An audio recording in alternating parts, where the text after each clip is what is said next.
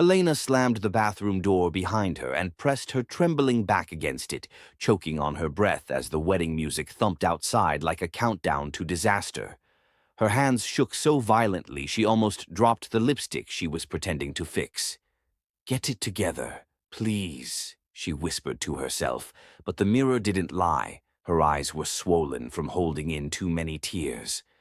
A knock made her flinch. "Elena!"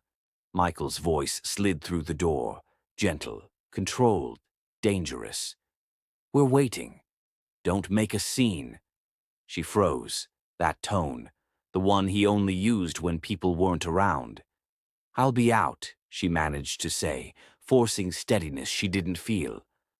When she finally stepped back into the hall, her best friend Sophie rushed toward her. "Lena, what's wrong? You look like you're about to faint."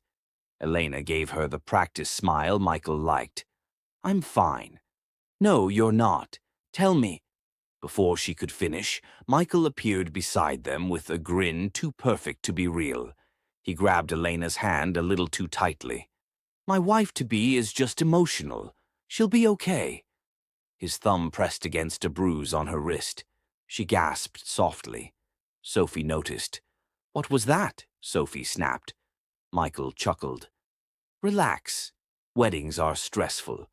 As they walked into the decorated garden for the vow exchange, Elena felt her stomach twist.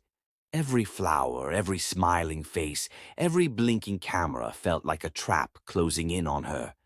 When the officiant asked if she took Michael Hale as her husband, Elena's voice cracked. The entire crowd leaned forward. Michael squeezed her hand, hard. "Say it," he whispered through his teeth, his smile never fading. She swallowed. "I do." Cheers erupted. Sophie blinked through tears, but not of joy. Something was wrong.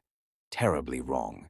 Later, during the reception, Elena drifted away from the crowd, trying to breathe.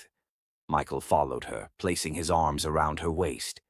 "You almost embarrassed me earlier," he said softly, voice dripping like poison. "Don't forget who you belong to now." She turned slowly. "Please, not today. I'm begging you." "You beg beautifully," he murmured, brushing her cheek. "But don't push me." Sophie saw the exchange from across the room, anger boiling. She marched over. "Elena, I need to talk to you. Alone." Michael stepped between them. "Actually, she and I need a moment. She's my best friend. And she's my wife," he snapped quietly. Elena whispered, "Sophie, I'll find you later. Please." Sophie walked away, fists clenched. She wasn't imagining it. Elena looked terrified. Hours passed, the night deepened, the wedding crowd thinned, and while everyone thought the newlyweds were sharing their first tender moments as husband and wife, Elena's world was shattering. Inside the suite, Michael locked the door behind him. "You're mine now," he said, stepping closer. "I need space, Michael. Please." "Oh, sweetheart," he laughed lightly. "You'll understand marriage soon enough." He grabbed her arm. She winced. "Stop," she whispered. "You don't get to tell me what to do." The fight started small, her pushing his chest, him grabbing her tighter. Then everything escalated too fast. He shoved her against the wall. She hit her shoulder hard and cried out, "Michael, stop! You're hurting me!" "Stop crying. You're being dramatic." A knock exploded on the door. "Elena, are you in there?" Sophie's voice trembled. Michael hissed, "Don't open it." But Elena did. Sophie gasped at the red mark on her cheek. "Oh my God, what happened?" Michael rolled his eyes. "She tripped. She's clumsy." Sophie stepped inside. "Lena, tell me the truth." Elena opened her mouth, but before she could speak, Michael shoved Sophie back. "Get out!" That was the moment it happened, the moment something inside Elena snapped so violently she didn't even feel like herself anymore.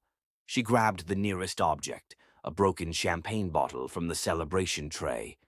"Michael, leave her alone," she warned, voice shaking. He smirked. "Or what?" And then She acted. The bottle shattered against Michael's chest. His eyes widened, the grin frozen in disbelief. Elena screamed, the sound tearing out of her throat, raw and unrecognizable even to herself. Sophie's hand flew to cover her mouth. "Oh my God! Elena!" Michael staggered back, clutching his side, blood spilling over his crisp white shirt. The room smelled metallic, thick and suffocating. He tried to speak, but only a gurgle escaped. Elena's legs gave way. She collapsed to the floor, shaking violently. I didn't mean to," she sobbed, tears blinding her. Her hands were slick with red, and every part of her screamed to run, but there was nowhere to go. Sophie grabbed her, pulling her to a sitting position. "You didn't! You saved yourself!" Michael tried to stand again, but his knees buckled. He fell forward, hitting the marble floor with a sickening thud. Elena pressed her hands to her face, wanting to vanish, to undo every second of the last night. Sophie whispered urgently, "Listen, we fix this. Together. We have to. Now." They worked frantically, dragging Michael's body toward the balcony. Each second felt infinite. Every movement etched itself into their memory. Elena's hands shook so violently that Sophie had to steady her. They carefully staged him to appear as if he had fallen accidentally. The railing creaked under their combined weight as they faked the accident. Footsteps approached. Caroline Hale, Michael's mother, appeared at the suite door, her expression unreadable, eyes sharp as knives. She took one look at the scene and froze, then walked in slowly, deliberately. "Well," she said, voice calm but cutting, "this is unexpected." Elena's lips trembled. I didn't mean—" Caroline held up a hand. "Save it. I know exactly what happened." She paused, studying them. "And right now, the last thing we need is a scandal." Sophie blinked, disbelief freezing her. "Scandal? She just—" Caroline's gaze locked onto hers. "Shh, you both stay quiet. One word and you're finished. This will be a tragic accident. You understand me?" Elena's knees buckled again. Sophie wrapped an arm around her. "Yes," Elena whispered. Caroline nodded once as though finalizing a decision. She moved with swift precision, pulling out her phone to call the lawyers, her police connections, her public relations team. "The media will cover this as an accident. The world will believe it." She glanced at Elena, cold but not unkind. "We'll protect you, but you obey me. Do nothing on your own." Morning came. The news headline read, "Tragic accident cuts, wedding night short." Photos of the lavish party, the smiling guests, the fallen groom on the balcony were everywhere, and nobody questioned a word. Elena and Sophie moved through the world as if nothing had changed, as if nothing had happened at all. But everything inside them had shifted forever. Days turned to months. Every glance at a mirror reminded Elena of what she had done. Every wedding, every love story she saw made her flinch. She and Sophie shared unspoken words in crowded rooms, their pact holding them together. Michael's death remained their secret, carefully protected by Caroline's influence and the fear of exposure. But secrets have a way of surfacing. 2 years later, Detective Ray Donovan reopened the case. Something about the accident didn't sit right. He pored over the reports, noticing inconsistencies, blood patterns that didn't match a simple fall, bruising that was never reported, and subtle signs of tampering. He called Ethan Carson, Michael's longtime friend. Ethan hesitated, guilt etched across his face. "Detective, Michael wasn't the man everyone thought. He could be cruel. I think Elena was scared for her life." Ray leaned forward, pen ready. "Explain." Ethan swallowed hard. He had control over her, over everything she did. "I don't think she meant to kill him. But if anyone forced her like that, anyone at all—" His voice trailed, heavy with unsaid truths. Ray's eyes narrowed. He knew then that the accident wasn't what it seemed. Detective Ray Donovan didn't waste a moment. He revisited the wedding suite, examining every corner, every surface. The police reports were pristine, neat, all pointing to a tragic accident. But his instincts screamed otherwise. Tiny inconsistencies whispered the truth. The angle of the fall, the broken railing, the smudged fingerprints that had been cleaned. He summoned Elena for questioning. When she arrived, she looked composed, almost serene. But there was a flicker of fear in her eyes the moment she saw him. Ray's tone was calm but insistent. "Elena, I need you to be completely honest with me. Did anything happen the night of your wedding that could explain the inconsistencies?" Elena's hands clenched into fists. Her throat tightened. Memories of the shattering, the blood, the desperation came flooding back. She wanted to run, to hide in silence forever. But the weight of years pressing down, the guilt, the truth she had carried alone, it all demanded release. She swallowed hard. "Detective, it wasn't supposed to happen. I didn't mean it. He attacked me, and I had no choice." Her voice trembled, breaking, raw. "I only wanted to survive." Sophie stood beside her, silent but unwavering, her presence a shield. "I was there," she said firmly. "She saved herself. That's all there is to it." Ray nodded slowly, listening. "And the staging, the fall." Elena nodded, tears streaming down her face. We made it look like an accident. I can't even say how sorry I am. I never wanted this for anyone. Ever." Ray leaned back, pen in hand, processing everything. "You survived something unimaginable, but justice, it still needs to be served one way or another." Just then the door burst open. Caroline Hale, Michael's mother, appeared, eyes blazing. "Enough!" Her voice cracked like a whip.